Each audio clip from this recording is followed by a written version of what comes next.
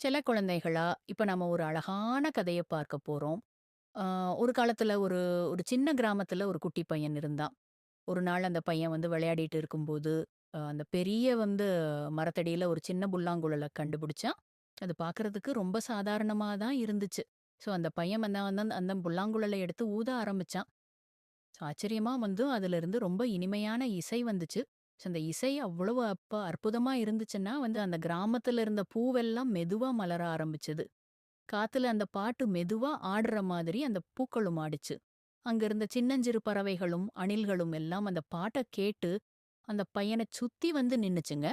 அந்த இசை எல்லாருக்கும் ரொம்ப சந்தோஷத்த குடுத்துச்சு. யாராவது சோகமா இருந்தா கூட அந்த பாட்ட கேட்டதும் அவங்க மனசுல இருந்த கவலையெல்லாம் போயி ஒரு சின்ன சிரிப்பு வந்துச்சு. அந்த புல்லாங்குழல்ல அப்படி ஒரு மாயாஜாலம் இருந்துச்சு. அந்த பையன் தொடர்ந்து அந்த புல்லாங்குழல ஊதிட்டே இருந்தான். அந்த கிராமமே அந்த இசையால சந்தோஷத்திலயும், அமைதியிலயும் மூழ்கிப் போச்சு. கொஞ்ச நேரம் கழிச்சு அந்த பையன் அந்த புல்லாங்குழல பத்திரமா வச்சுட்டான்.